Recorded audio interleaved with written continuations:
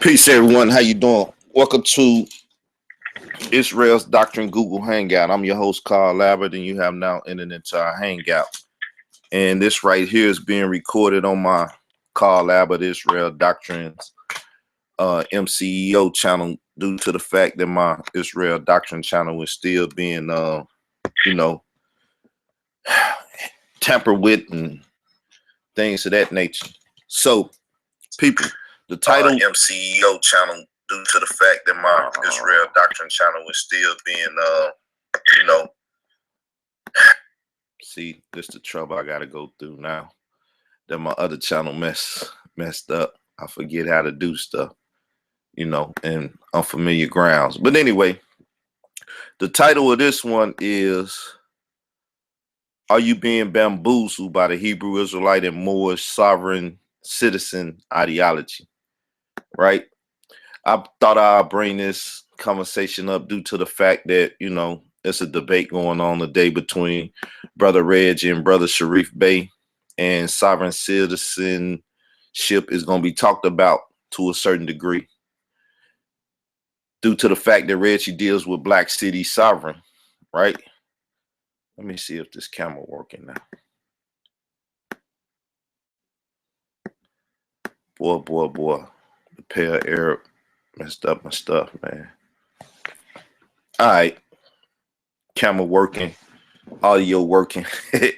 Forgive me, people. Anyway, so Reggie gonna be talking about Black City sovereign, and he gonna bring forth his plan on that, and we're gonna see how Sharif Bey introduced what it is Noble Jew Ali had on this platform for us to be sovereign citizens, I guess, in whatever capacity that, you know, his ideology itself was formulated to bring about this understanding.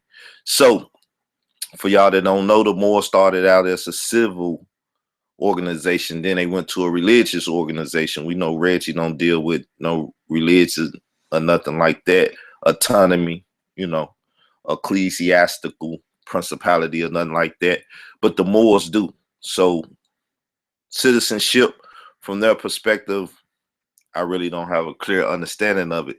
But hopefully one day we'll talk with some Moors and get an understanding of this ideology. But I got my brother Ben on the line with his two-piece. What's up, bro? I had to get it off mute. Peace, yeah, peace. He also here with us. So now we're going to go into the Hebrew Israelite perspective of it. Then we're just going to open it up. So Hebrew Israelites, by a bunch of unnamed sources, got a couple named sources, have been kicking sovereign nationalism or things of that nature, a nation within a nation, so on and so forth.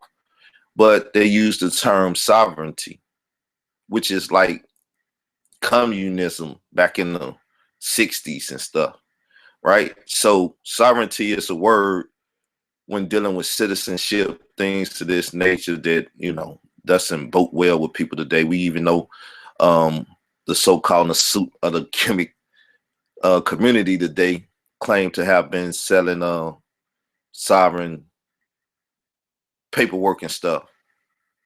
Sovereign citizen paperwork or what, you know, that's to be talked about in the future. But I'm not the greatest when dealing with this. I got paperwork and things that I been dealing with, but I don't want to get into no reading and talking. I refer more to my brother that know a little bit more about it than I myself. So I'm gonna pass the mic to Ben. We're gonna get into it and let's see what's going on. So you got the flow, bro. It's not really a complicated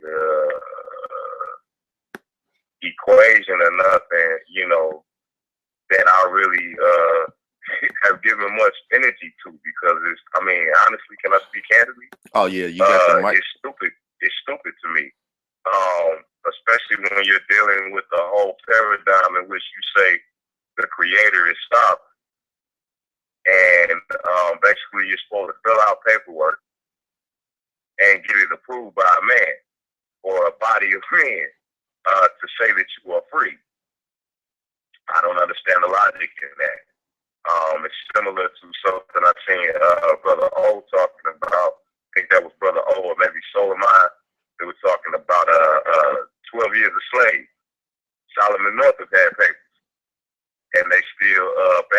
and that's basically the same thing. You know, I've probably been on the scene since '98, just within the conscious community, and I've seen, you know, people push this whole sovereignty piece here or there, you know, to the extent of you can get increased credit, or you can, you know, run through a red light. The police can't lock you up. And I've seen people repeatedly fall on their face in court behind that, because, like, the bottom line of all of that is sovereignty is implicit in action, not in paperwork. You know, like, if you're assigning your sovereign nation, but you don't have an economy, a military, any kind of means of production, or your own land, like, you're not, what are you saying? What are you doing? But then it becomes, you know, more than an item,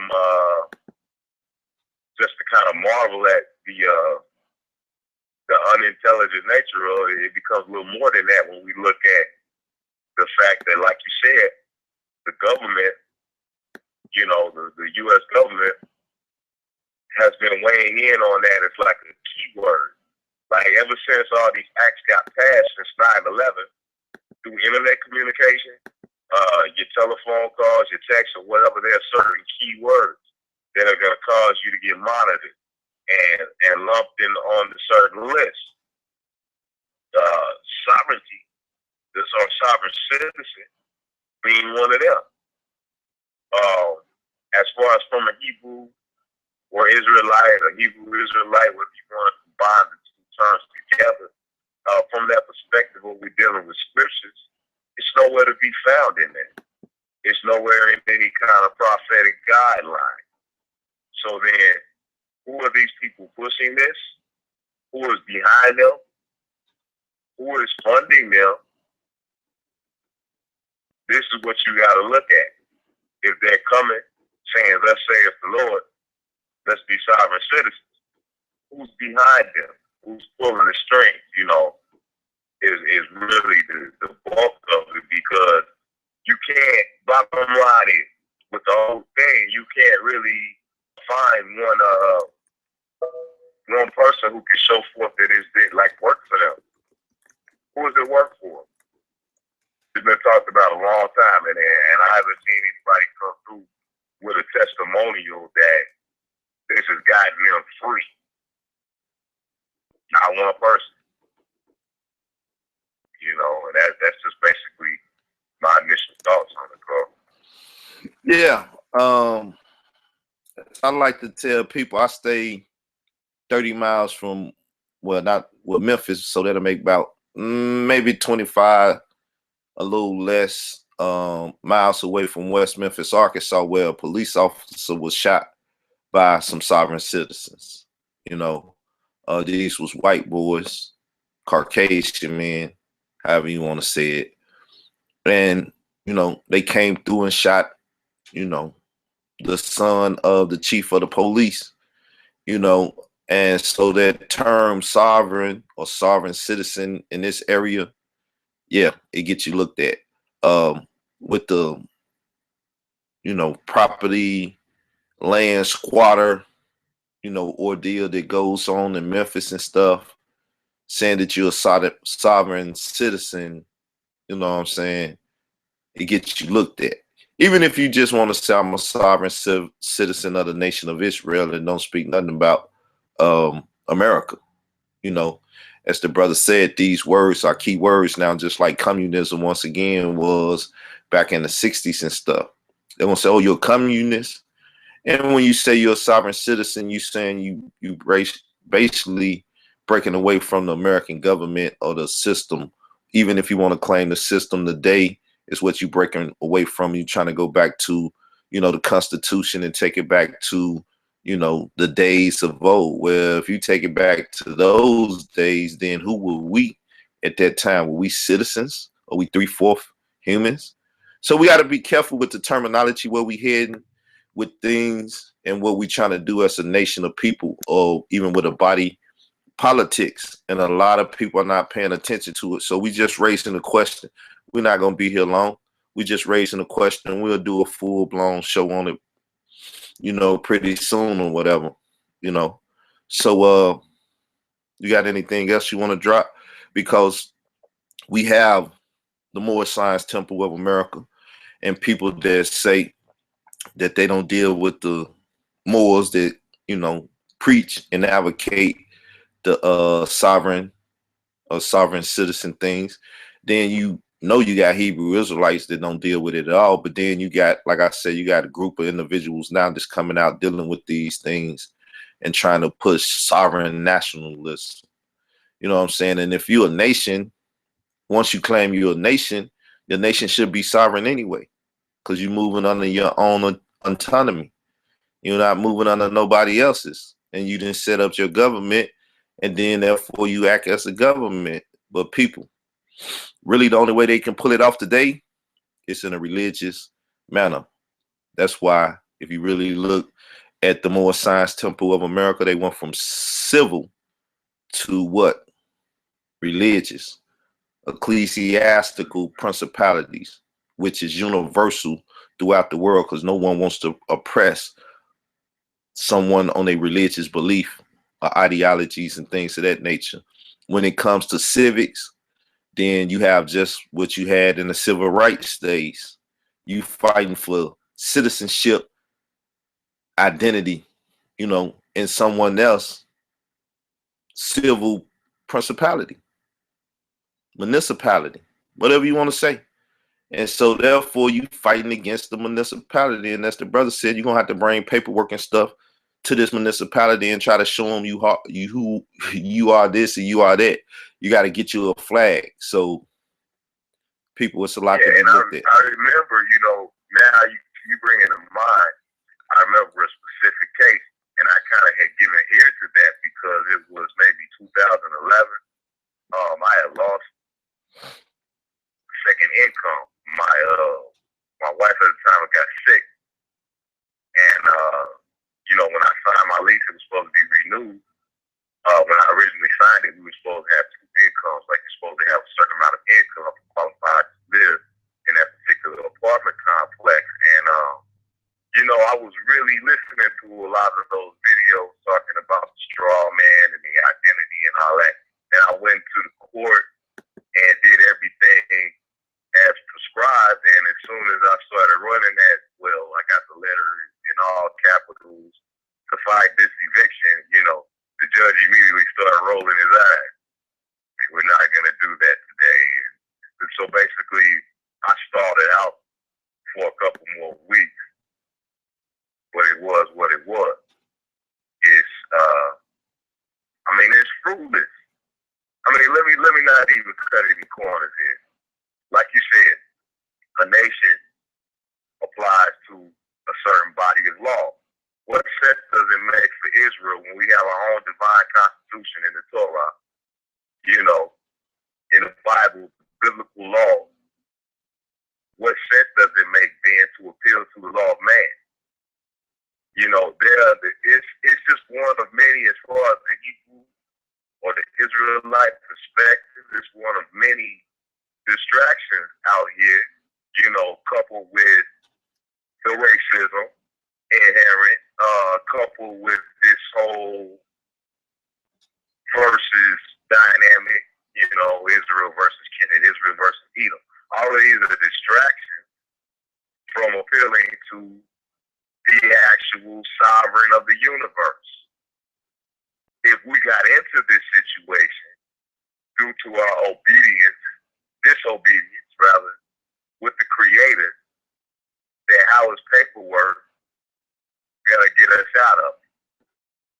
And that's the bottom line. And it's, you know, I attribute it to a lack of fundamentals being taught in the community. You know, you have a lot of people out there utilizing the Hebrew Israelite banner to, you know, bamboozle the people. Personal opinion.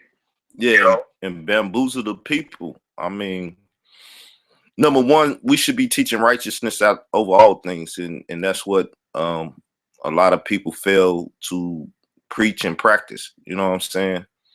And truth over all things. Whether you hate a person, love a person, whatever you feel, people should be aware of how you feel. You should be able to sit down and talk about it and come to a common agreement or understanding the relationship between you and others. People don't speak honestly about it. They conniving, backstabbing, and doing other things. We can't function as a nation like that because the whole thing is to come up under the, like you say, the national covenant of the people. When they was made a nation, they was made a nation by coming in covenant with God, their God, the God of Israel. And when they broke that covenant, he said, I will split this nation up and scatter it throughout the world. Therefore, y'all can be harmed by others. I will leave my vineyard, which is the nation of Israel, unhedged, and then he gave authority and power to the last 4 dynasties that should rule this world before he come back and rule it. You may believe that or may not believe that, but that's the narrative in which we're supposed to push. And until he comes sit on the throne of David, or David is resurrected to sit up on a throne, not his throne anymore because it wasn't his throne at first, but a throne, we will not have a nation in the manner in which most people call themselves trying to push their sovereign nationalism today. It just ain't gonna work, people. Abraham was looking for a city that was made by God. You know what I'm saying? That was set up by God, not man. And we're not supposed to number the people. And when you start getting identification cards and different stuff, you know what you're doing? You sitting down like the brother David and numbering the people. You see what happened when he numbered the people? So therefore, you can walk around unbeknown to the United States government, unbeknown to the world, that you claim to be, I even use the term Hebrew Israelite or whatever, right? But now you have been nationally identified as a Hebrew Israelite, and if they want to put persecution and things of that nature on you, then they can, because the Hebrew Israelites, when you're dealing with the homeland security and stuff, are terrorists already. They're on the terrorist watch list. And you're going to go sign up and put your name on the terrorist watch list by saying, yes, I'm a Hebrew Israelite and I'm looking for sovereign nationalism and so and so, so and so. You putting yourself right in their database. So I just find it real interesting, and I have to note this. I just find it real interesting that the common link between the Moorish Science Temple of America and what's going on within the ranks of the contemporary Hebrew Israelite quote-unquote movement is the common denominator is a pale Arab and a bunch of Masons surrounding the situation. I find that real interesting.